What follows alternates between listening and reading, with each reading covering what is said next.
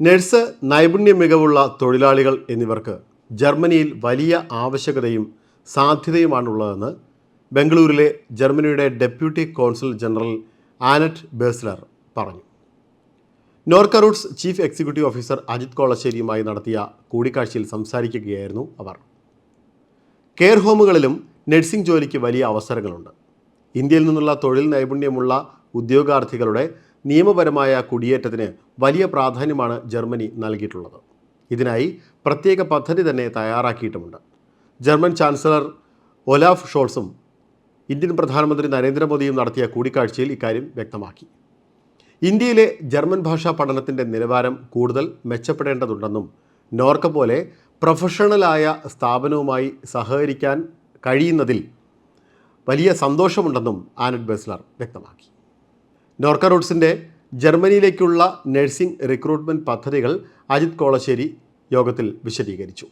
Nursing recruitment പദ്ധതികളുടെ പൂർത്തീകരണത്തിലെ കാലതാമസം 18 മാസത്തിൽ നിന്നും 12 കുറയ്ക്കാൻ സംയുക്തമായ നടപടികളിലൂടെ സാധിച്ചു.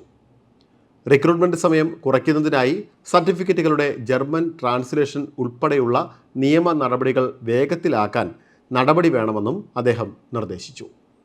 തിരുവനന്തപുരം തൈക്കാട് നോർക്ക സെൻറ്ററിൽ നടന്ന കൂടിക്കാഴ്ചയിൽ recruitment manager Prakash P Joseph, session officer B Praveen, assistant S Sheeba എന്നിവർ പങ്കെടുത്തു.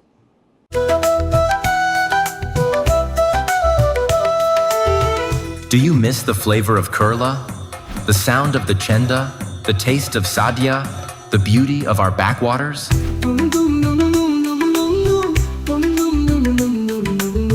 Pravasi Bharati Radio Network brings you the best of Kerala, no matter where you are in the world.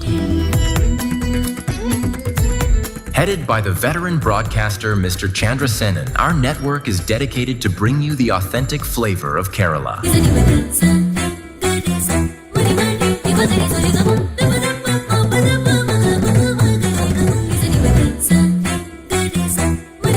With 8 channels broadcasting in 18 countries, we reach 4.2 crores of Malayalees worldwide. Get ready to experience the flavor of Kerala, no matter where you are. Pravasi Bharati Radio Network, launching soon.